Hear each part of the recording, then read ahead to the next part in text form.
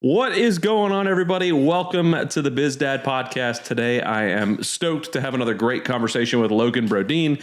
Logan, you were on with me on the Delegate That podcast, which was a lot of fun, having a good conversation there, but really looking forward to digging into some more family and business stuff on this podcast. Logan, if you can, go ahead and introduce yourself. Tell us about your business and tell us about your family. Yeah, name's Logan Brodine and my wife, Boston Brodine, and then my daughter, she is 8, Raylan, and my son, Axton, who is 6. And right now we've got a real estate portfolio. So we've got real estate in Pennsylvania, Nebraska, Colorado. We help manage a property in our portfolio in North Carolina and in Arizona as well. So pretty spread out. We also are in the Alloy franchise with Rami, so we're trying to get our first location up and going there. And my wife and I both have W-2 jobs as well. And then I'm in men's Go Abundance, and my wife is in women's Go Abundance. Sounds like you guys are bored, not really doing a whole lot of anything. Yep, not much going on. Glad you could find some time to have a conversation with me during all of that. Goodness gracious. Welcome to the BizDad Podcast, where we dive into the melding of fathership and entrepreneurship with your host, the original BizDad himself, Adam Labar. Adam is a Christian, a former Air Force officer, a dad to 3 amazing kids, a coach, a real estate investor, and a business owner. On this podcast, he'll explore the unique journeys of amazing dads who are striving for greatness in both business and family. So whether you're a dad who is an aspiring entrepreneur, a seasoned business owner, or simply a man striving to be a better dad, get ready as the BizDad brings you conversations to inspire, challenge, and equip you to be a better dad and entrepreneur. And now, here's Adam. So what do you guys do for your W-2s? I work for the National Strength and Conditioning Association. I'm a program manager for tactical strength and conditioning. And my wife, she's a contractor for the DoD as well. As a guy who was in the DoD for a long time, and we chatted about it a little bit after recording the last one, totally love what you're doing there. And I think it's wise that, I think we should do a better job of getting nutritionists involved in our chow halls and whatnot in the military as well, because, we feed some garbage sometimes out of those chow halls. So if we could focus on the food and the exercise regimen, I think it'd be phenomenal. So, anyways, before I dig too much into some of the business stuff, I want to get a little bit more background on you, right? You're coming in as a strength and conditioning guy. What is it that brought you? Tell me a little bit about you growing up. Where did you kind of grow up? What was your family life like? Tell me a little bit about that. Yeah, so I grew up a small town called Elm Creek, Nebraska. You won't even really find it on a map. It's about 800 people. I graduated with like 20 some odd kids in my class. You got kindergarten through seniors all in one building, small little farm community. Closest place on the map is Kearney. So I grew up on a farm/ranch outside of town. So we had we farmed around 1,300 acres of corn and soybeans. We ran about 300 head of cattle. Like a smaller operation in Nebraska. So I have an older brother, a younger brother, and a younger sister as well. So 1,300 acres of soy and corn and 300 heads of cattle is a very small operation, you said? Yeah, it's in Nebraska. You got some big ranches out there. Same thing. Like, there's a lot of guys farming a lot of ground now, and it's pretty impressive when you see what people can do with technology these days. Oh yeah, you're not kidding. Yeah, it's funny. I even watch my kids. I used to watch the Magic School Bus when I was a kid, like the original Magic School Bus, and now my kids watch the revamped version of the Magic School Bus. There's a revamped one; it's really cool. But they had like this, all of these big farming technology things going on there, and I was watching it like, what? Like, this is a thing? Like, this is great. I don't know a whole lot about farming, not a big farmer, but it was really cool to just kind of see that my kids are learning about some of the technology inside farming and all the things that they could do, and it's absolutely nuts. So as you were growing up and learning about all of this stuff, seeing like, did your family own the 1,300 acres, or did you guys just kind of manage the operation? Some of it we owned, some of it we just farmed. And and it's been in the family since like 1881. I want to say is what it says on the sign on the farmland itself. So my great grandpa Victor farmed it, and then my grandpa Ivan farmed it, and then now my dad and my uncle farm it. Wow. So, and then my dad's in his 70s and he's still farming it. So yeah. Do you have any brothers? Yeah, so I got my older brother Cole, and then my younger brother Mason, and then my little sister Kadra. Are any of them involved in the farming side of the house, or not really? Yeah, my younger brother Mason, he does. My older brother does as well. They both have full-time jobs, but they just help out when they can. So what does your dad think about that? As now, he's in his 70s, looking at probably a horizon in front of him. What does he think about it? What kind of conversations do you guys have now about this? It's been in the family since 1881. What does that look like for you guys now? Yeah, I mean, that's the conversations are more about like what happens next, like what's the next evolution? How do we keep it in the family? We've all been like my older brother. He's a manager for I think Dawson Public Power right now. So he works in the electrical industry. He was electrical engineer.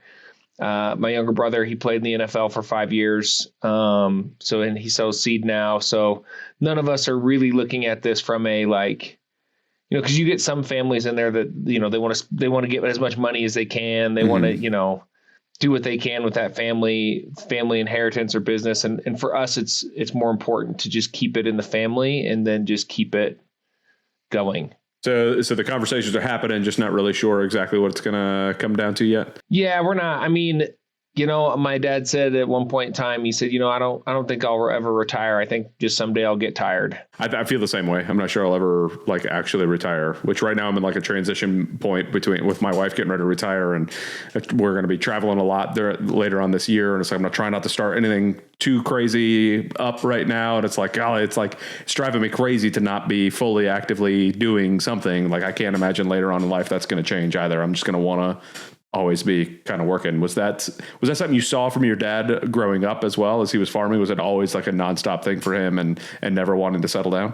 Well, it's interesting. Like, when you're a kid, you don't know any better. You just, you're living life, you're playing, you're doing your thing. But now, like reflecting back, it's interesting. Both my parents, they're entrepreneurs. My mom runs an at-home daycare, which is a business, and my dad runs our family farm, which is a business. So you have, two people that run their own businesses. And then we went out and all of us got W-2 jobs, which was, pretty interesting looking back at it. And it's also interesting, that being where you live on the farm. So, dad worked sun up, sundown, all that good stuff. But, whenever they had to change out a vehicle, do any sort of repairs, they were in the yard, like, just in the Quonset or somewhere, working on something. So he was always around.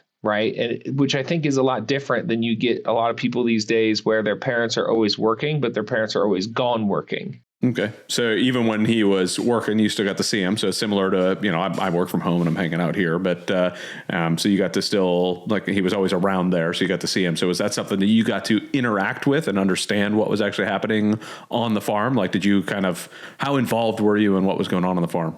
It's interesting because he, typical parent, right? They don't want their kid to do what they do for a living. So he always told us he wanted us to go out and make money for a living. So we would help out, like we helped work calves. We would help, lay irrigation pipe, or, we did some of the labor stuff around, throw hay. But I got my first job at the Wild Horse and Burro facility when I was in 5th grade, and we were pitching hay to the wild horses. So I would just ride about a couple miles down the road and work at that facility. And then I worked construction for a local plumber through high school. And so it was just kind of helping out here and there on the farm. It was never like he really embedded us in the business like some kids do. And now, you mentioned that they were both entrepreneurs. Did they treat do they treat them like businesses, get solid P&Ls, trying to get the best, budget type of stuff going? Or was it more just like I don't know how I would describe it. Like it was just like their lifestyle. Like they're entrepreneurs by necessity because that's what they do. I would almost say it's interesting because not knowing a lot, like right now, being older, we're starting to ask some of these questions. Mm-hmm.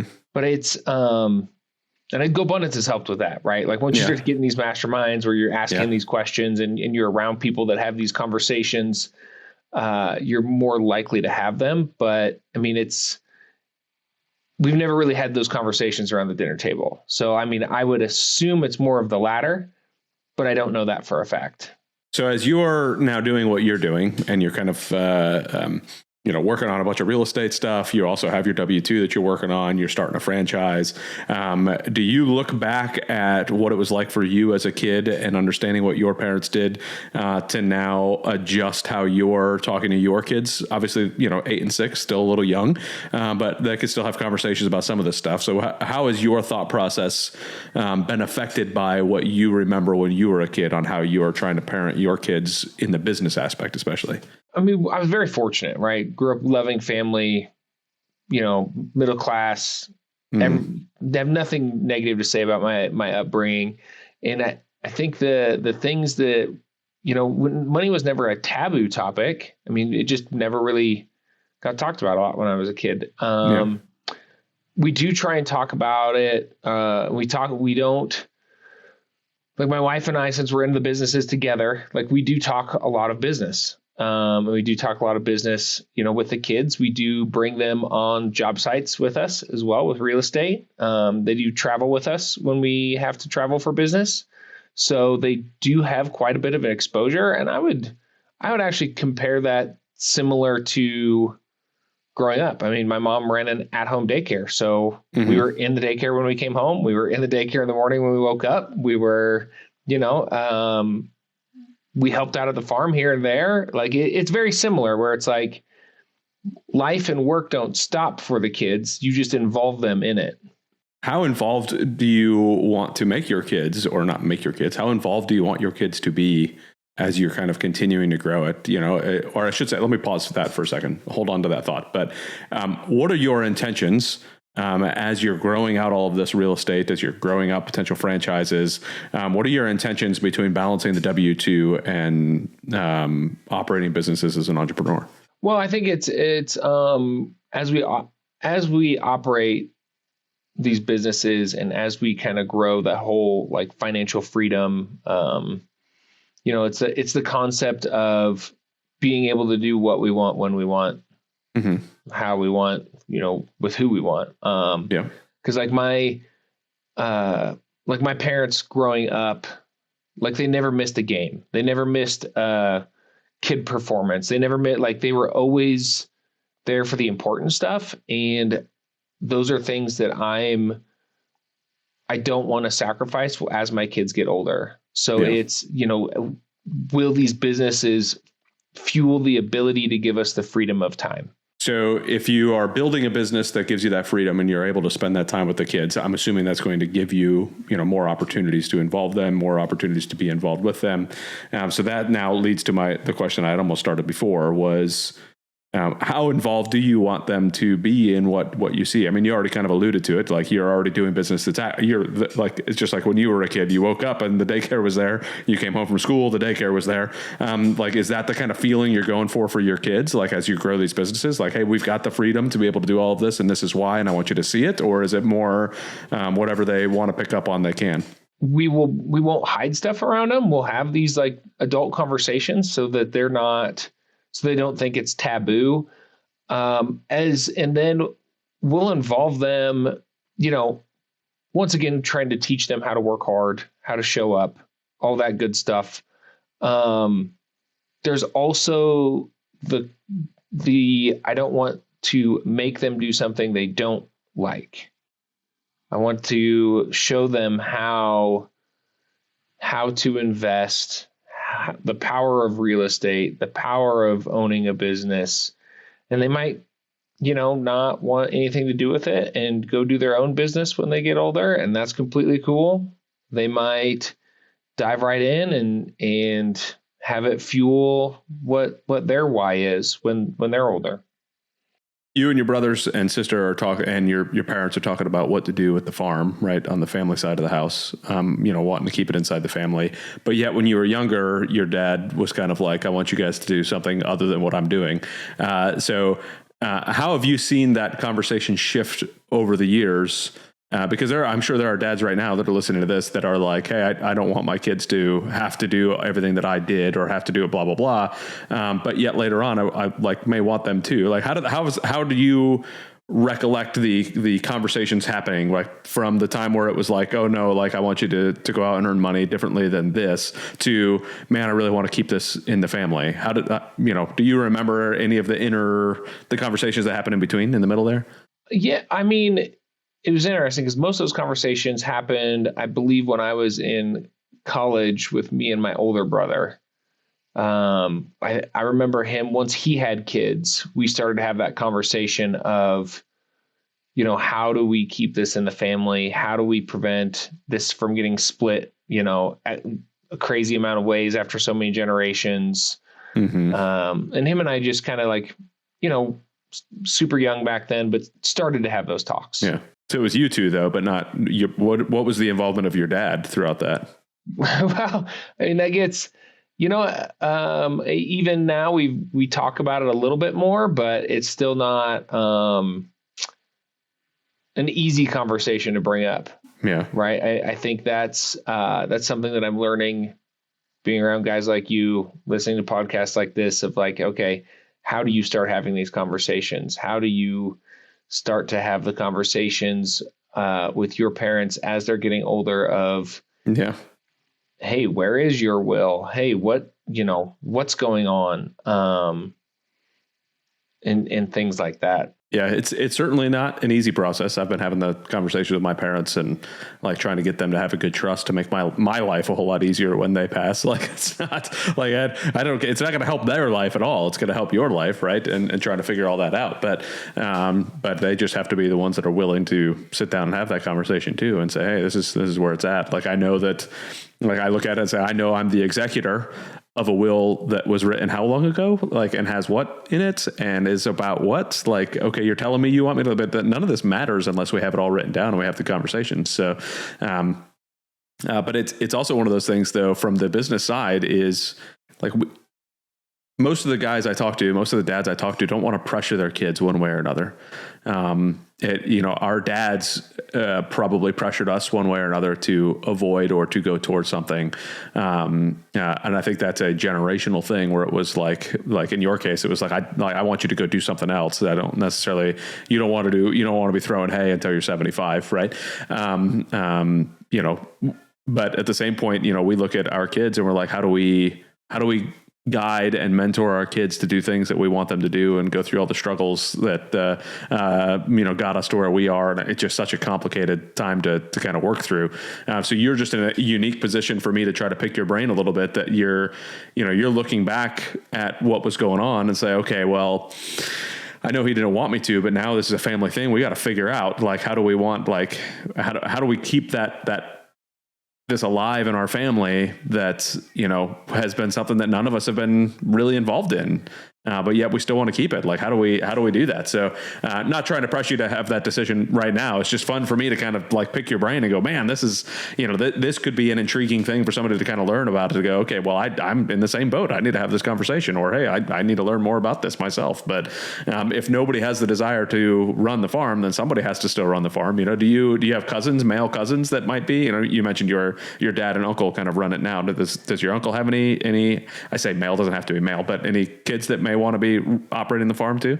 Well, I've got my, cousin Stephanie and my cousin Lacey, and then my cousin Lance. And, we haven't really had the conversation with them on this. I think really the main thing, that how I look at it from my perspective, and I've been pretty open about this with, my brothers, is to be involved in it enough, because the strategic advantage of the family farm is that even if we rent like dad passes, we inherit the farm, we keep it together as one business. Let's say we just rent it out to another farmer, right? Like, you rent out your pasture ground, you rent out your other ground, and you also have the advantage that when your kids grow up, they could possibly farm, because I think that's one of the things that's not talked about a whole ton is, we're not making any more land. And if you have if you're a kid and you're like, I want to grow up and be a farmer someday, and your family doesn't have that, that's a heavy lift. Yeah, for sure. And so we actually, like, if you look at, like just how blessed we are, like if my son wants to become a farmer, like that's a possibility for him. Mm-hmm. And so it's like, okay, how do we keep this in the family? So if he wants to, or if my little nephews, I got 2 little nephews, and it's like, or if they want to, or my nieces, like if their families want to when they're older, it's like they can. And so that's really the power of it. So if you were to take a step back and kind of look at this, analyze it a little bit differently, right? Take some of the things that you've learned sitting in GoBundance, being around folks who are running businesses and operations. And I know there's a handful of farmers in GoBundance that I've talked to that have turned these operations into like a more business-like thing, as opposed to just going out and tilling the land and doing the thing, doing the farming, like turning this into like automation and bringing in the right teams and doing all the stuff. Do you think you could blow this operation up maybe a little bit more and like, hey, this could be a true, like, holy gracious business that you don't actually have to be in working, but you figure out how to manage it to the point where you're managing a business instead of being the farmer, if that makes sense? Yeah, I think that's the delicate dance of it's family, and it's also they all live by the farm. Like they all live in Elm Creek, and I live in Colorado. So I think there's there's a little bit of that delicate dance as well. I wish you the best of luck on that dance. That's going to be, Thank you. Hopefully nobody steps on toes too awfully hard to where you don't want to dance anymore. So no, keep on figuring it out. We're blessed in the fact that like there's not a big like sibling rivalry. Like I hear some horror stories with people and families and siblings, and I that was something my dad said he was always like really pumped about, is that we all got along as kids. Like, we fought and did our other stupid stuff, but still to this day as adults we still get along. I mean, I think every sibling's going to fight. There's no such thing as siblings that don't fight. So, that's bound to happen. But that's my sisters and I are the same way. I don't have any brothers. Otherwise, there would probably been fist fights. But it was just me and my sisters. But yeah, to this day, we still get along really well, and it is a wonderful blessing. All right, so let's go ahead and fast forward a little bit. Right, you go from growing up on a farm, seeing how all of that goes, to now working as a strength and conditioning guy. How did you kind of get to that point? I mean, you have a brother that was in the NFL. You are, so obviously, fitness and whatnot kind of runs in the family, it seems. So how did you kind of get to the point where you're doing all of the stuff that you're doing in the fitness and conditioning world? Yeah. My dad, he played football for Nebraska Kearney. So Division II school right there, local. And so growing up, we were all into football. We all played football. Small farm town. We all played football. We did wrestling. We did basketball. We did baseball. We did track and field. And then eventually you get to the age where you have to start picking which sports you can do. And so then it was, most of us, though, were really always attracted to football. I remember like running the pastures with my dad. Like we just go, like just run the pastures as a kid to try and get in shape for football season. So it was like, so I played football at UNK for 2 years. And then my second year, I had my third and fourth shoulder surgery, and that was the career ender. And so I started just working in the weight room under our head strength and conditioning coach, John Larson. And I remember in high school when I was on a recruiting trip, I met a head strength and conditioning coach. And I was like, whoa, you get paid for this? I mean, this is amazing. And like, it was one of the weird things of, as a kid, like you kind of found your job where you're like, whoa, this is great. And yeah, I've since then fell in love with the industry. I've been all over with it. So I've done everything from corporate wellness. I did an internship in corporate wellness. I did an internship at like high-end personal training. And then I went back, got my master's degree. And then I did a little bit of an internship at University of Wyoming. And then from there, I got into tactical strength and conditioning, working with the Department of Defense. If you look back on it now and kind of say, okay, I met this strength and conditioning guy, I realized this is a thing. Like, was there just a passion inside of you that said, I just love this type of work, I want to do that? Or was it like this is just going to be fun. Like I could do that and kind of see where it goes. Like, was it like, no, this is a passion, I'm totally going to do this for a long time? Or was it just started off as something fun that you wanted to do? I think it started off like being in high school, like meeting that strength and conditioning coach. At first you're like, whoa, this is really cool.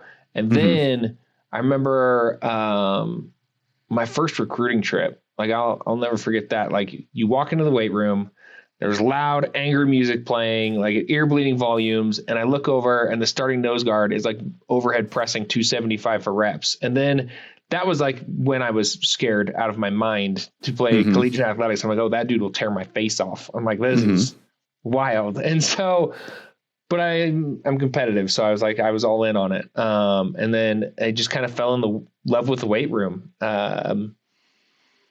And so it basically became a passion as soon as I couldn't play football anymore. I think it was also a little bit of, you get people who graduate and become teachers because that's just what, like, same thing with coaches, right? You become a football coach because all you know is football and that's all you've done. I think that's kind of, I would put myself in that category. But instead of becoming a sport coach, I went the strength and conditioning route. Like, it's just what I knew. Where did the spark then come in to start buying real estate?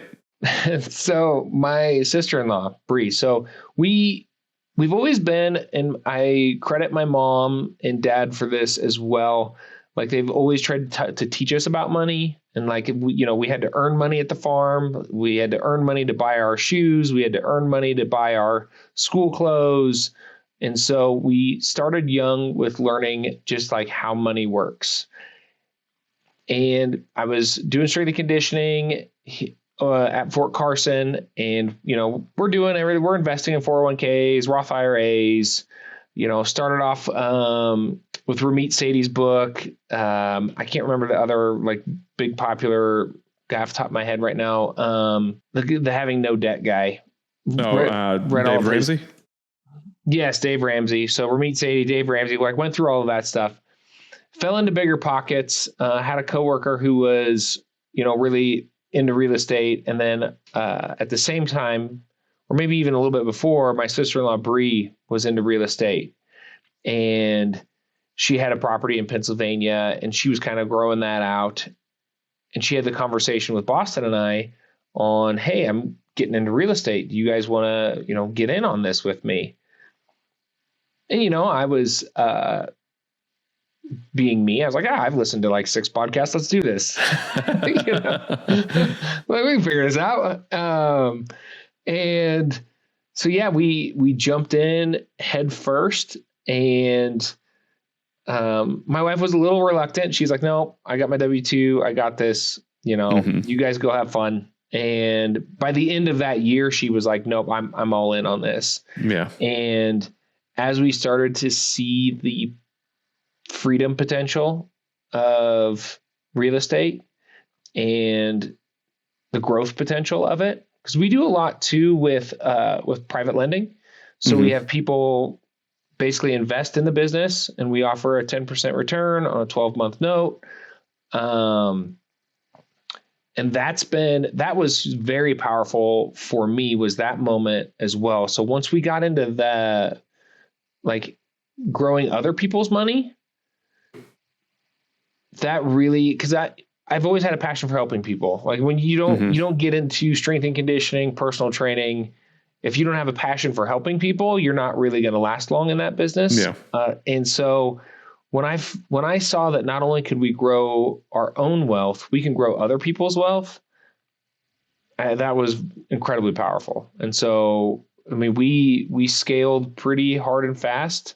I don't know why I'm using past tense because we're still scaling pretty hard and fast. And so, yeah, it's been, and not only that, but it's, to be in business with family has been incredibly rewarding and incredibly fun. Nice. So how long ago did that whole endeavor start? It was about 2020. So during COVID, right at the beginning of COVID then. Yeah. So those first couple years, 2020, 2021 seem to be decent times in the real estate market. You said you're still, scaling hard and fast. How have you kind of seen the market change over the last 5 years since you've been investing, and has it changed your thought process on how you guys need to personally invest? It hasn't really changed I would say it hasn't changed our thought process as much, because the numbers are still the numbers. They either work or they don't. I think what I've seen in this is real estate was easy for a very long time for a lot of people. Yeah. And now it's not. It's like that book, The Go-Giver, if you've read that one. I think that is probably the prime example for me, being in the like abundance and masterminds. And I was just talking to a guy the other day, and he's like, "Oh, I'm having trouble finding deals." I'm like, "Here, let me connect you with this person." "Oh, I'm having trouble finding contractors." "Here, let me connect you with this guy." And because not only am I helping that person, I'm also helping the contractor, and I'm helping the broker. And so the more people you're willing to help, like I didn't get anything for that. Like I'm not like charging a fee or anything. But the more people you're willing to help, I have talked to people who are like, "Oh, like this is how I used to do it, and now I just don't have any deals. Nothing's coming to me." And then you come to find out, it's like, "Oh, well, you were clutching all your relationships, and you were scared that if you introduced people that you wouldn't get anything." And we've never had that personality. Yeah. And so I think it's, because we still have good deal flow in certain markets. And I think we still have that because of the relationships we've built with people and the trust we've built with people. So I can't agree more with you on that. Like, it's one of those things that's like, there are other dad podcasts out there. And there's one guy that was just starting his, and he's like, "Well, do you mind if I?" And I said, "I don't care at all. If you're out there helping dads and doing good things, then I'm totally here to support wherever I can." Because I think it ends up helping us all in the long run. Even if nothing else, it's emotional capital for us, right? Because it feels good to help other people. Like, even if nothing comes back to me at all, it just feels good to help other people and support other people and be there for them. That you talked about, the numbers are the numbers. What is kind of your investment thesis, if you will? How do you look at deals? What is it that you're looking for? Are you looking for buy and hold? Are you looking for long-term cash flow? Or are you looking for, refinance in 2 years? Like, kind of what's your investment thesis when you're looking at real estate? Yeah, so we've really, our bread and butter has been the BRRRR strategy. So, you start off, and anything that's a deal, you're snagging it like left and right. And we've really narrowed in our buy box. So we love single family units. We love 5 units and up. If it's a good enough deal, we'll take the ones in between that. However, we typically try and stay within our buy box on that. But yeah, we, buy them, do the value add, refinance with a bank, and then we just long-term hold them. Okay. Very good. So rather than, what was I going to say? I don't remember. My son just walked in and confused my brain. You're good. Yeah, sneaking over on me here, bud. You want to come say hi since you walked in? Bring it on in. Hi. The other Adam. What's up, buddy? What are you guys doing? I looked up how to make a rubber band ball. A rubber band ball. Oh, so you're going to waste all my rubber bands on your rubber band ball? Do you ever use your rubber band? No, I don't. Have fun. Love you, buddy. Me too. Told you before we started, it's almost every time they come in and do something. Just to, I've had them on my top of my head, and of course he left the door open and brought the dog in now. So your main goal still is then to do BRRRRs and refinance them and pull the cash out and keep it on. Do you do that just with you guys, or do you guys have a fund for that as well? It sounded like you have basically a fund for the, or maybe it's not officially a fund, but for the lending. But it's not a fund, but we do have private investors and private lenders who lend to us, and then we offer that 10% return, 12-month note. Typically we'll hold the money though for like 2 years, but we'll still pay out the interest every 12 months. And then see if they want to reinvest and go from there. It's also like a great conversation with the person too, because a lot of these people, they're not accredited investors and they don't even really understand anything outside of a 401k, like for investing. So you start to talk and have a conversation, and then it's like, well, let's make sure this is a good fit for you. Like that's the big boy talks that you have to have with people, is like, some people get excited and then you start to talk with them and you're like, hey, this actually doesn't fit what you're looking for. And honestly, like when you have conversation with some folks that only know 401k stuff, like being able to talk to them about self-directed IRAs and self-directed, like things like that, it's like, man, oh man, now you can really start to put some work here. And if you're doing like a self-directed Roth IRA and you get all of this, like you get this 10% tax-free, like what a deal. Like this is phenomenal, right? It's a phenomenal way to do it. Do you take folks through their IRAs and that type of stuff too, like self-directed stuff? Yeah, we've got companies we can connect them with, and then they can invest with us through their self-directed IRA. I've done that a few times, and I will continue to do that. I mean, I've still got a bunch of active ones out there right now, but so I'll have to reach out to you on a personal note later on and try to figure something out there too. Yeah. So what kind of scale are you guys trying to look for when it comes to the real estate side of the house? How big are you trying to bring this? That's a great question. I love and hate that question at the same time, because that's like how good do you want to be? I'm like, I want to be all of it. I want to be all of it. Yeah. So it's all of the good. Yes. Yeah. And, I think it's probably a little bit of my dad in me, where it's like, well, when do you want to stop growing? I'm like, I don't know, when it's no longer fun. Like when we're all three of us are miserable, I'm like, let's not do this like that. But we're still having fun. We're growing. We're making other people money. We're, teaching our kids all sorts of values along the way. Being a good steward, not only with your money, but being a good steward with other people's money, and how important that is. And so I think, the how big do we want to be? I think it's just keep growing until it's no longer fun, or if it's not hitting the goals anymore. So talk to me a little bit more about the family side of the house. What is it? Tell me, I mean, obviously you've got a wife, 2 kids. You guys planning on more kids or no more? You guys done it too? What's the plan there? Oh no, I got straight up snip, man. We're good. We're good. Go. All right. All done. Finish there. 2. Yes. We got a girl. We got a boy. We both got genetic replacements. We're good. We did our part. My brother-in-law got snipped and then ended up with our 3rd. So, yeah. It could happen. It's always a possibility, I guess, but, so tell me a little bit about like, your guys' family dynamics. I mean, I'm assuming you guys don't homeschool or anything like that, since you guys both have W-2s and you stay pretty busy. So tell me a little bit about kind of what is it like at the Brodine household? Yeah. My wife typically works from home. She has to go into the office a few days a week. I go into the office 2 days a week. So it does, change dynamics a lot. I'm also a local leader, regional leader for GoBundance. So I'm at a lot of events too. I do travel quite a bit for work. So there's a lot of leaning on community. My wife and I were just talking about this. It's like, okay, my daughter started soccer. My son starts rugby next week. They changed practices this year. So now they're both going to be practicing at the same time on the same days in 2 different locations. Of course. So it's like, well, how do you do this as a parent? And so we're talking about it, and it's like, well, we're eventually going to have to lean on community. Like, hey, do the neighbors is their kid in the soccer program? Cool. Can they take Raylan one day, and then I take Axton to rugby, or my wife takes, depending on which one of us are home or gone, or along those lines. So I think there's the interesting dynamic of when your kids are younger, and then as they get older, how do you operate in that space? What sort of conversations have you and your wife had about the for lack of better terms, the intentionality of your guys' future, on how you want to see the future of your family, like what the 4 of you are going to look like as years go down in 2 years, 3 years, 10 years? Really, we started to implement hard, and there's a lot of good stuff out there about balance, and I'm not a big believer in the actual term balance, because that just means I'm, doing a lot of things poorly at the same time. Yeah.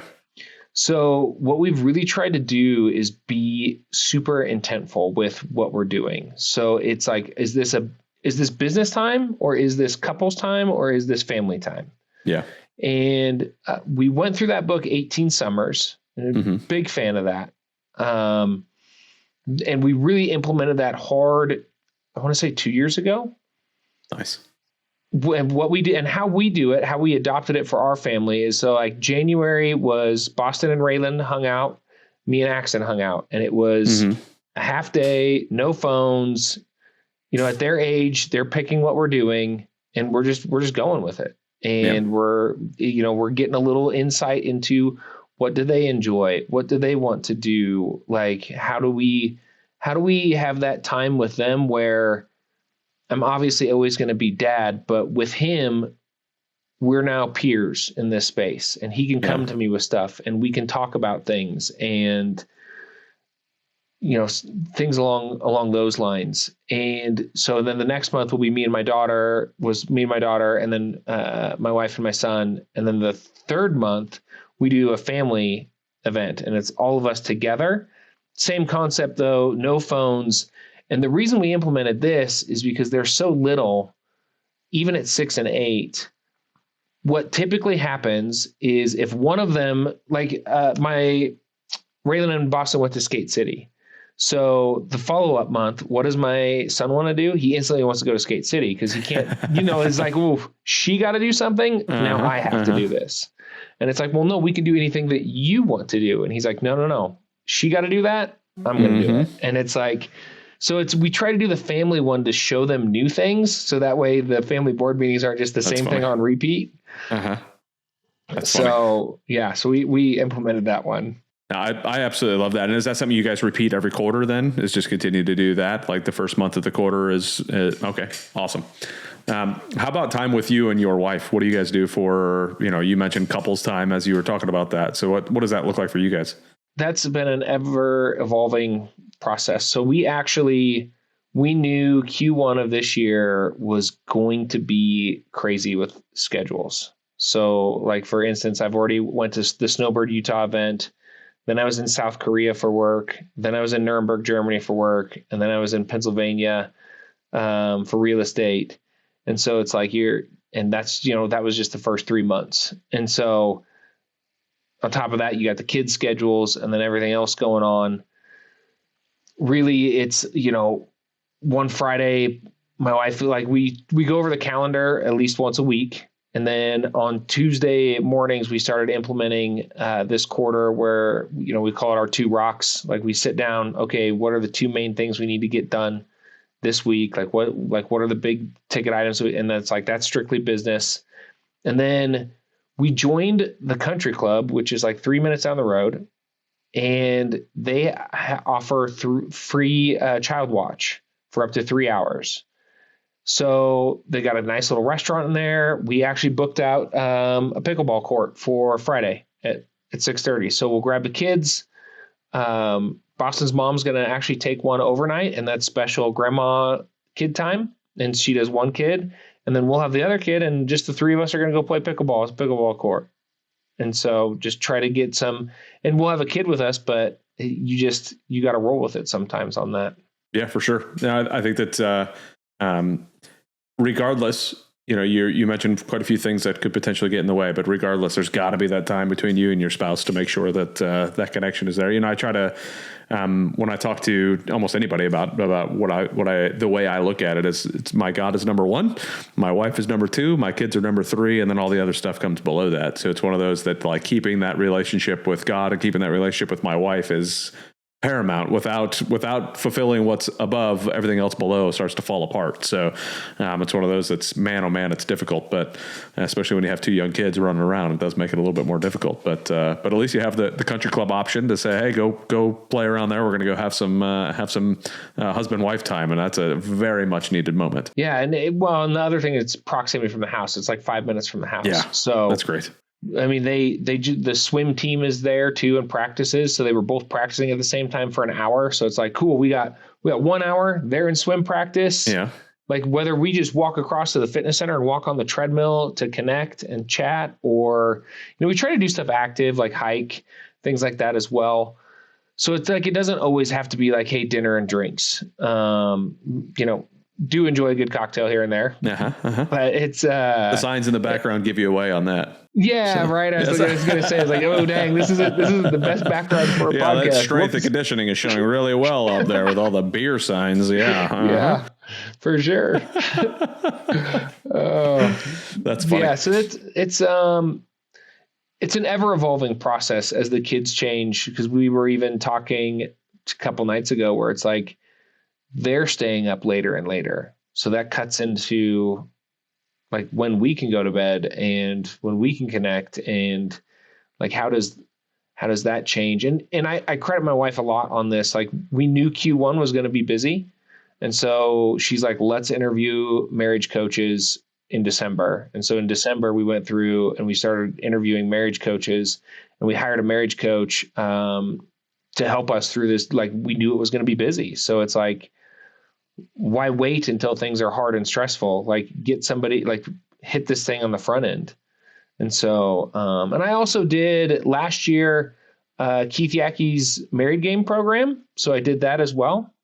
I know that one. I got a lot out of it. I really liked it. I think Keith is a great coach, especially, you know, really the one-on-one time with him was almost invaluable. That was great. And so I think it's just always sharpening the sword. Like, it's like you can't just let your marriage just be. Yeah, I think that it says volumes that you guys talked about it in December and said, hey, we know next quarter is going to be rough.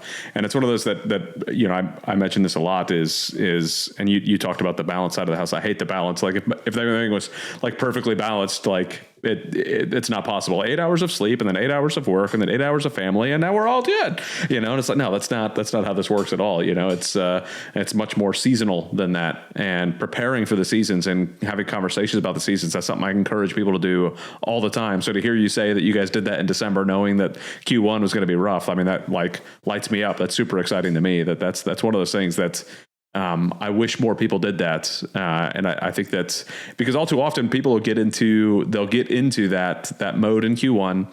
They'll realize that something's not right, but they're like, oh, it's only temporary. It's okay. I'll keep my mouth shut about it. No big deal. And then before you know it, it's built up in everybody, including the kids. Everybody's upset about it. Nobody could figure out where it's at. Communication hasn't actually happened. Nobody's there. And it's just like, man, oh man, the work it takes to fix that is so much more than the effort it takes to just, you know what, it's December and we know January is going to be rough. Let's go ahead and make something happen now, because you know that the problems are coming. How did you guys, I mean, you mentioned her, she's the one who kind of was the impetus for that, but how did you guys kind of start realizing that was something you guys needed to do? Where did those ideas come from to say, hey, you know, I know that we're going to need to work hard in that Q1. How did you guys kind of start to have that pulse and rhythm with each other so that communication is already on it? We actually started that process even before kids. So what we used to do for New Year's, like Eve, or even kind of like that weird time between Christmas and New Year's, that's always been our pre-planning time. Like, hey, what does next year look like? Like, where are we financially this year? Where are we sitting? For our personal goals, where are we sitting? For our couples goals, where are we sitting? Like, what's something we want to do next year? Like we always used to kind of do like an overview of what the following year would look like. And as we started to look in December because we even start some of these conversations, because, you know, you're traveling for Thanksgiving and stuff like that. So we start some of these conversations pretty early in Q4. And so as we started to realize, like, whoa, this is like 2025 we're going to come out the gate hot on this. That's really, I think, when we decided to, hey, let's look into a marriage coach. And we, you know, talking with other GoBros and stuff like that, who they're like doing married game myself with a bunch of other men was very powerful. But I think the next evolution for Boston and I was like, hey, let's get an actual couples coach and talk about this stuff like together. Yeah, for sure. I think so. You know, you mentioned that you've been doing it even before kids. So I'm going to force you to rewind even more and kind of say, okay, well, how did you guys start to do that? I mean, so many couples don't ever think about that. They've never talked about it. They don't have that communication. They don't know like how to plan for a year, or they don't really know how to do any of that stuff. How did that, did you guys do like, marriage counseling before you got married and something popped up there? Was it something you guys saw your parents do? Where did this idea come from to set yourselves up for success for the next year by having these conversations beforehand?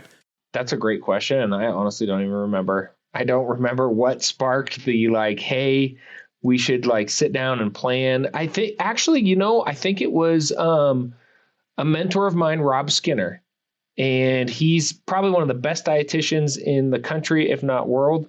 And I started working with him in Virginia Beach when I got hired on with the DoD, and that's something him and his wife did. Nice. And he loved the whiteboard calendars. He had like a room that looked like just a giant like schedule room, because he had the big annual whiteboard calendar so they could adjust it on the fly.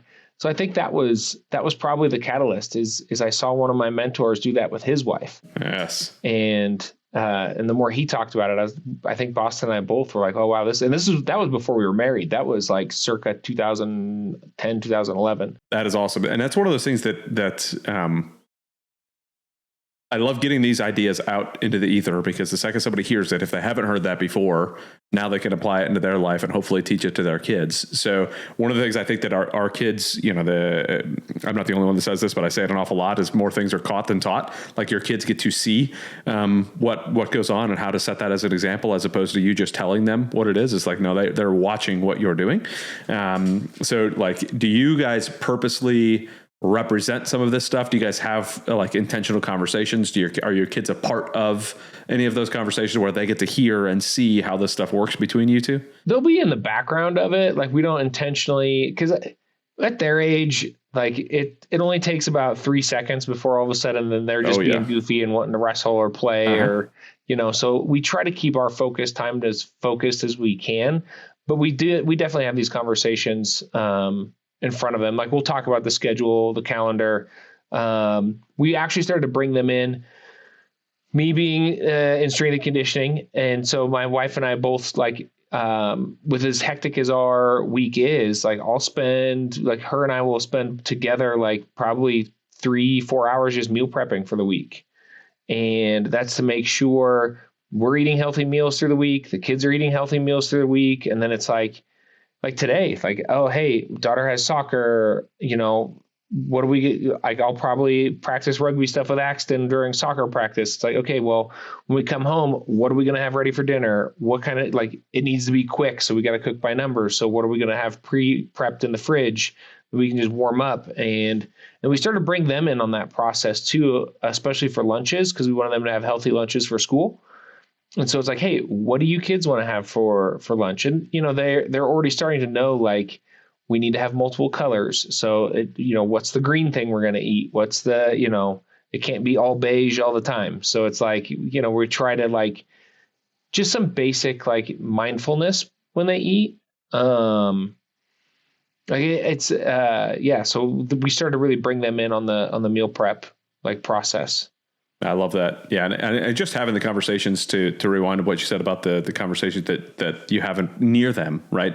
I think that's, again, because more things are caught than taught. Just them hearing it, seeing that this is what a healthy relationship could look like. They sit down, they plan, they work together. They're planning meals together. They're planning the future together. They're like, okay, like this is what I can look forward to with my husband or with my wife later on in my life. So I think that's a beautiful thing to be able to do. Do you guys do the same thing with business stuff? Like, are some of the business conversations about, okay, well, some of the hurt going on in real estate or some of the great things that are going on, do you guys have some of the business conversations around them as well? Yeah. I mean, we'll have them at the dinner table. Like we try to go through, I've gotten a lot of good things just from other GoBundance guys. Like John Edwin has done a lot of things. His kids are older. I got a lot of good takeaways from him. And so we try to go through, like at the dinner table, hey, what was one really good thing that happened today that made you happy? What was a tough time today that I think John called them the yays and the nays. Mm-hmm. We call them highs and lows. Highs and lows. Yep. So we started doing that. Another thing I do when I tuck them in is, I always ask them, and I trained them on this. I was like, what are Brodines? And so they'll reply with, we're good people. We work hard. We do hard things. And then I try to make them give me an example of them doing that. in the day. Like, okay, well, if that's what we are, what did you do that represented that? Yeah. How did you show up like a Brodine today? I love it. Yeah. So we started to go through that. Tried to teach them the word intentionality. And that was a funny one. And I was like, you do the right thing even if nobody's watching. Well, they caught the nobody's watching part, because the next night I was like, hey, do you remember what intentionality is? And my son's like, yeah, you do the right thing when nobody's watching. I go, but you also do it when people are watching. Yes. He's like, oh. And I'm like, so it's not only when nobody's watching. It's okay, got it. Yes. Do the wrong thing in front of people. Do the right thing when people aren't looking. Yes. Yes. There we go. Yes. Very good. We do the highs and lows at dinner table, and we not recently, it's been over a year now, but put up our family core values. We created some family core values and have them up on the wall as well. So I love, just some encouragement. Put something like what the Brodines, and have that thing that you guys say about who you are up and on display, so that they can read it and see it, and as a good reminder, not just at night, but hey, this is who we are, and this is how we show up in the world. I absolutely love that you do that. That's great. Speaks volumes. It's super passionate about that to me. Like, it's one of those things that I talk to folks. It's like, hey, do you have core values in your business? Do you have targets in your business? Do you have goals in your business? Do you have any of those things in your family? And it's like, well, you should still have core values as a family. You should have goals as a family. Where do you want to be as a family? How do you want to move forward? If you're just like, you have all of these things laid out for your business, but none of them laid out for your family, and you expect your family to just be great. Do you expect your business to be great if you don't have any of that? No, no, probably not. Like, your business is not going to be great if you don't have any of that stuff. Like, you want to be focused on where you're going. If you don't know where you're going, then you're never going to get there. What is it? Alice in Wonderland. It's like, well, which way do I need to go? Well, where do you want to go? I don't know. Well, then I guess it doesn't matter which way you go. If you don't know where you're going, it doesn't matter which way you go. You're just going to end up somewhere. But so your kids are 6 and 8. As they're growing up, as they're getting older, kind of what sort of things do you really hope to impart on them to say, hey, whether it's the going into the caught not taught, like, what do you want to show? How do you want to show up on a daily basis so that they can see that and pull that out? And what sort of things do you want to be very intentional about? Like, hey, this is really one of the things I really want to teach my kids how to do. What is this? Where does your brain take you on that? Yeah, I think it takes me a lot of different places. That really the key words that I've even tried to hone in on myself, like things that I was not taught, right? So when we look at like nobody, I'm an 80s baby. And so it's like nobody taught a lot of us, like, what is emotional intelligence? Mm-hmm. What is good communication? What is, like just these different soft skills that, in my opinion, are the most important skills, because there's a lot of the technical and tactical skills. I mean, we do it when we interview people all the time. Like, I've been in a lot of interviews for other strength and conditioning coaches, and it's like, well, I looked at your resume. You know the X's and O's. You've got a degree. You've got the alphabet soup behind you. The interview is to see, can you work with people? Are you somebody I'd want to be around? And so it's like the soft skills I think are just so important, and they get so overlooked because everybody wants to know, can you add, can you subtract, and they're going to learn that. Like society's they will learn those things. I think the other thing too that I've really tried to impart on myself is like the concept of abundance. And I want to teach them that. And it's like, how do you teach them abundance without teaching them, like, hey, you still need to save. You still need to have some in reserves for yourself. And then just intentionality, and the importance of intentionality, and how nobody became successful by accident. Nobody went uphill by accident. It's all through direct purpose and intention. And if you want to be good at something, you got to put in the work. And I actually just rewatched that old Nike commercial for when I was a kid, that the Michael Jordan, maybe it's my fault, and it's like, because nobody knew how intentional he was with how much work he put in. And it's just like, how can you impart that on, don't expect results from the work you didn't put in. Yeah, I think that's a huge thing for everybody to learn, right? And it's one of those that I've tried to teach the same thing with my boys. So I think sports are a great way to do that. It's like, okay, well, that kid is way better at you than, like my oldest is a golfer. That kid's way better at you than golf. Why do you think that is? Do you think it's because he, plays video games all day? Probably not. It's probably not because he does that. It's probably because he puts in some effort to go hit the golf ball and to be able to be more accurate and be able to do all these things and play the game that way. So, and I think that's, it's tough to balance, and I'd love your thought process on this. It's tough for me to balance those soft skills because I want to teach them those soft skills that you were talking about on being emotionally intelligent and all of that, while still keeping that strong competitive edge that says, hey, like you need to work hard for what you want and for, to be able to go and get it and be competitive in the different things. Because sometimes, the emotional intelligent portion of you says, in the grand scheme of things, this is not that big of a deal. I could work through this. I'm going to play well with my partner. But the other part I'm trying to teach him is to be cutthroat and go, no, I'm taking this thing and I'm going to win this thing. I'm going to do all this. Like, if you could help me, even it just kind of balance in my brain, how do you kind of think through, and maybe I've created a dichotomy that doesn't need to be there between those two things, in my brain. Like, what are your thoughts on that? I mean, that's an interesting point. I think there's, that's almost something trial and error. They got to learn being in sport, right? The difference between practice and a game. And the best way I can do that, to put that, is like, if you are in a contact sport and you're trying to make the cut on a roster, you're giving it your all and you're being competitive, but at the end of the day, you're still friends with that guy. Like, he might be your roommate. So you can't, there's a way to be competitive and win and not be a jerk about it. And I think that's something, though, that they learn by doing and seeing versus, I don't know how to actually like talk and teach that, Yeah.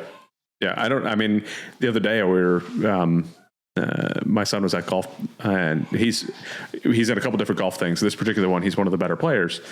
And, he hit a shot that was a good shot, but he was like, oh, that was terrible. It was horrendous. And I told him, I said, let's just take a second, look at what some of the other players have shot. Do you think that you are helping them kind of understand that they can get better? Or do you think they're just like, because you're saying your shot is terrible, but it was way better than theirs. So how are you making them feel throughout all this? So I'm like, well, I don't know if I'm even saying the right things. Because I'm like, well, I want him to be really strong and really want to chase this down. And yeah, you could have done a better job than that because you didn't hit where you wanted it to go. You actually were off the fairway. So let's how do we get that back on the fairway? But at the same point, I want you to be respectful and understanding of your teammates over here on the fact that they're not as good as you. So if you're saying your shot is terrible, how does that make them feel about their shot? I don't, part of me doesn't want him to care about what they feel, but the other part of me says, yes, you absolutely do want to care how they feel. So I've been, this is something I've been beating up in my brain over the last probably month, because that was about a month ago that happened. And I'm like, I don't even know where to take this now. It's so difficult. I think it reminds me of one of the best lessons my dad taught me with football, where he was like, if you let one bad play become 5 bad plays, you'll lose. He's like, it's that whole concept of be a goldfish, right? They have the worst memory ever. So it's like, you have to be able to adapt and move on. And not only is that crucial in sport, but it's crucial in business. And I've worked with probably one of the best sports psychologists in the game, Nick Bartley. He's absolutely phenomenal. And I keep trying to get him to speak. And he's a great guy. And like, he would always, like, when somebody would outburst like that, like, oh, this is a terrible shot. He'd be like, who says? He's like, did you say it was a terrible? Did somebody else say that was a terrible shot? Why are you saying that's a terrible shot? Why are you saying you're not good? He's like, you're putting these into your head. He's like, that doesn't actually help you. And then he would talk about, like, hey, let's actually analyze, like, why is that a bad shot? Let's break this down. Like, how do we correct it? He's like, but you outbursting doesn't actually make it a good shot. It's still what it is. So how do we change the wiring up top to make you better on the next one? and to actually be able to step back, analyze, because it's not good. So just step back, analyze it, and then move forward. I've said very similar things to my son, but of course, when you're hearing it from dad, it's one thing. So I've thought about hiring a sports psychologist just to kind of sit down with him a little bit and have chats with him, because it's very different. Just like when I get him a swing coach, he takes feedback from a swing. The swing coach, I could write the script for him to give to the son, and my son will take it so much differently coming from him than he will from dad. So it's like, man, oh man, I want to get. Because in the grand scheme of things, he's 10.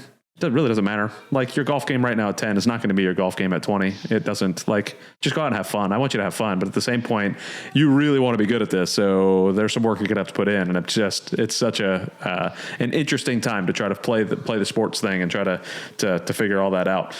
But the intentionality is where it's at, though. I think it's also the no man's a prophet in his own home. Yeah. Yeah. Right. So it's like, I mean, I've got all these years experience in strength and conditioning. I've worked with everything from pro athletes to college athletes to, operators, and I will never coach my wife. I'll tell you that right now. Yeah. and I probably won't coach my kids. I will know who to hire because I'll know who they are, their credentials and everything like that. But unless they deliberately ask me for advice, like, I will not give unsolicited advice. Because it's always like you said, you could write the script, but at the end of the day, you're dad. So, boy, maybe I need to take that. Maybe that's the piece of advice I need. Is don't let it be you. Just find somebody else. There's actually, it's funny. There's a guy that in one of the tours that Adam was on, that they would hire a caddy. Because usually it's a parent caddying the kids, but they would hire a caddy because they knew that the relationship there was going to be very different. So every time he'd be out there with a caddy who's hired to be able to just coach him right there on the spot, instead of having dad be the one that's out there coaching him. And I was like, man, oh man, like, I don't know. I really enjoy this time. But at the same point, like, if that helps my son be in a better mental state, maybe that's something I need to look into. I don't know. It's a thought, I think that's the tough part too, is like the coaching and being a dad. Like, because now you're wearing two different hats, and that's not easy.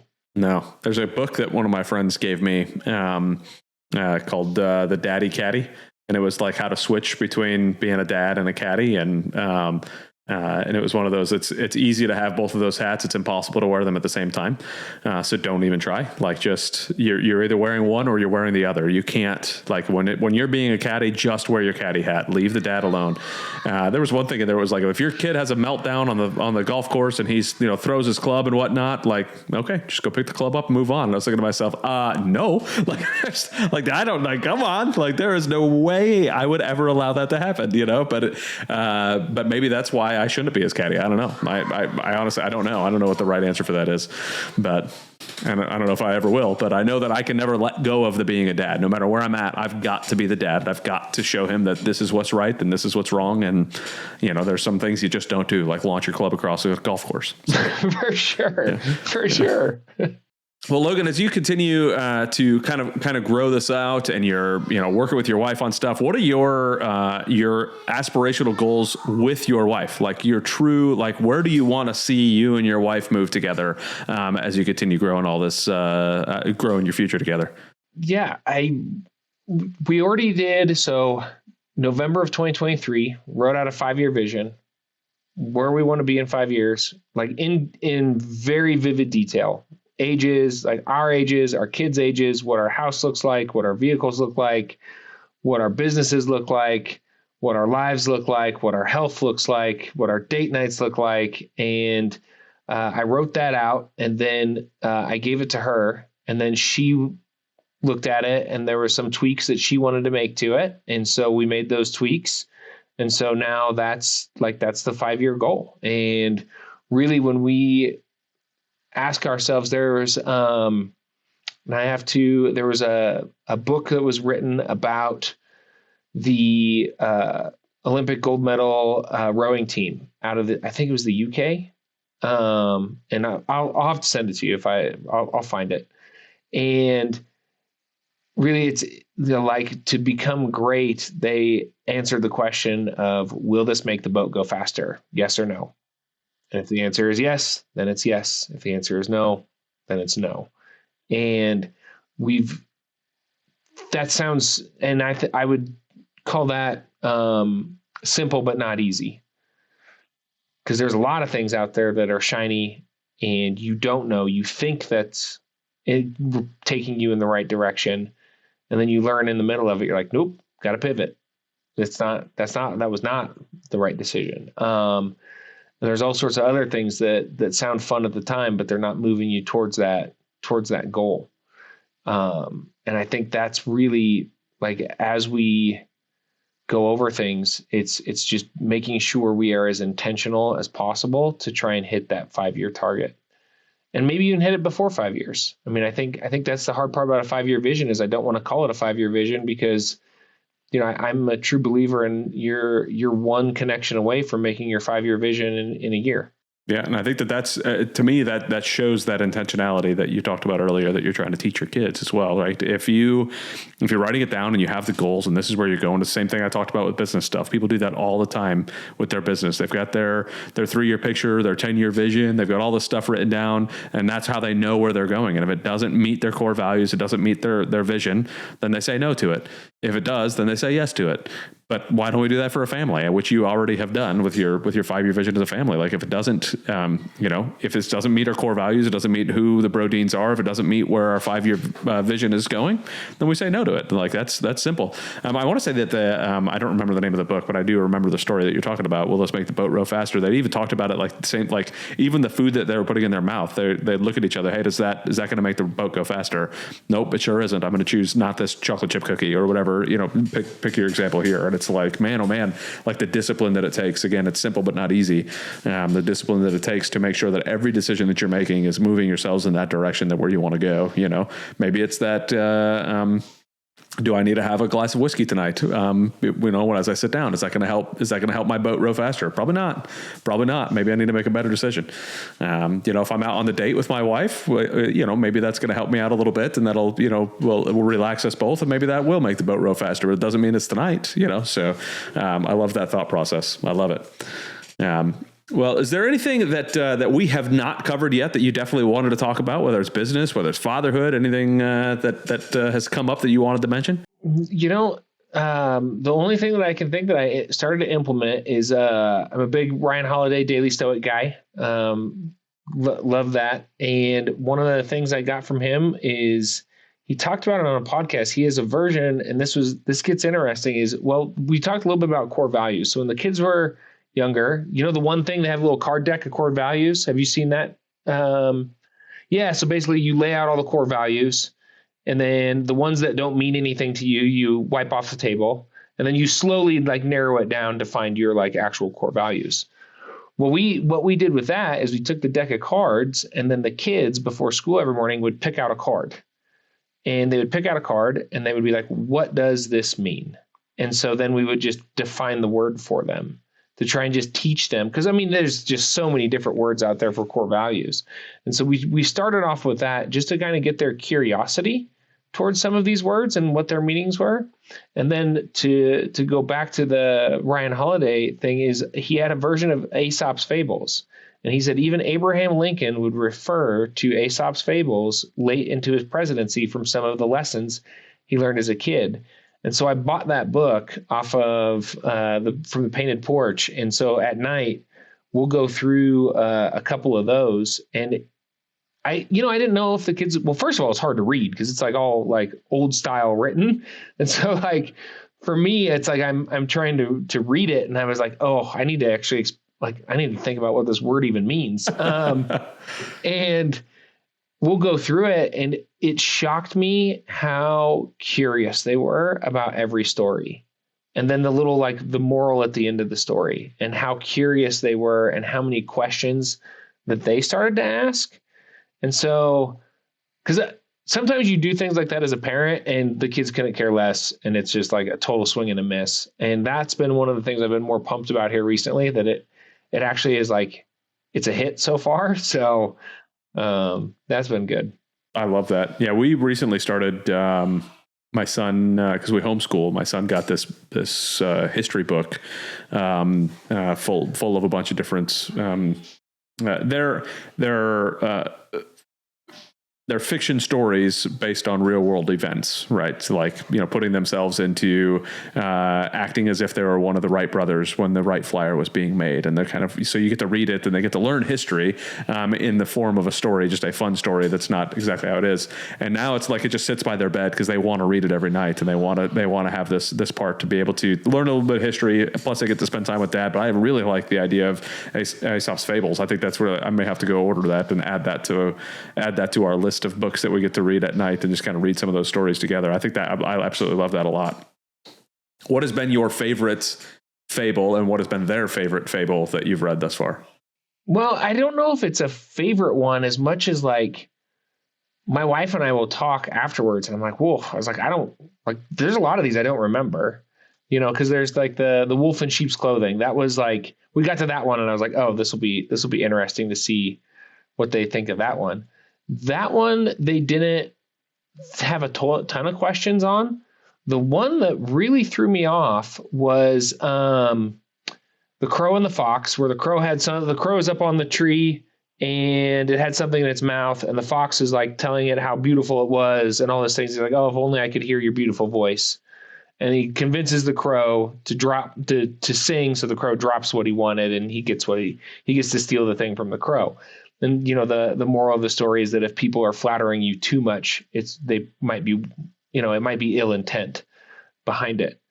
And they were listening to a book on tape on the way home from school, and they were talking about on the book on tape, it was talking about flattery. And my son at the end of it was like, just like the fox and the crow, huh, Dad? And I was like, whoa. It's like I was not expecting it to hit like that.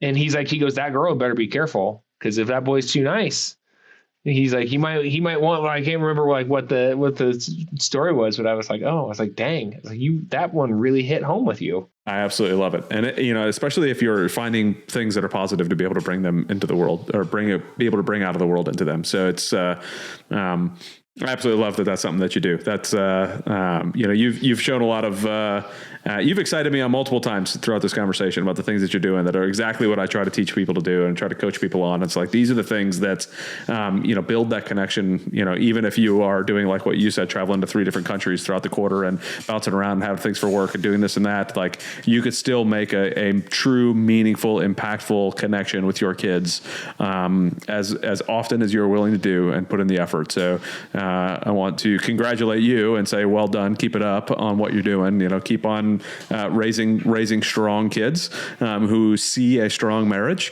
So keep it up with your wife as well. I love that you and Boston do all of those things that you're doing. It is super encouraging. I'm sure that folks that are listening are thinking the same thing. So, well, Logan, I greatly have appreciated having this conversation with you. I thank you so much for jumping on the podcast and sharing a lot of details about what you guys are doing and what you have going on. So thank you so very much. If somebody is hearing this and they want to reach out to you, maybe they want to talk to you about real estate, maybe lending, maybe whatever, what's the best way for folks to get a hold of you?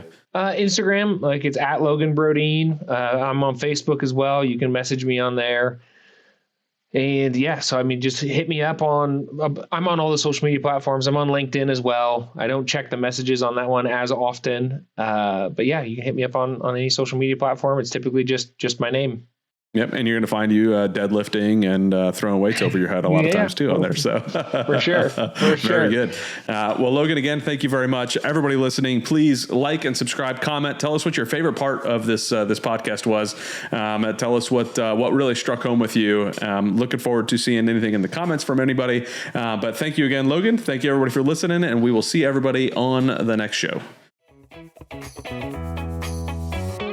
Thank you so much for listening to the BizDad Podcast. We hope you found some value in your time here with us, and we look forward to bringing you the next episode.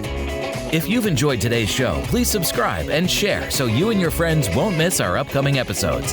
Connect with us on Facebook, Instagram, LinkedIn, Twitter, and Rumble, where we continue these discussions and share more valuable content. Be the dad you know you need to be and run your business in a way you're proud to share with your kids.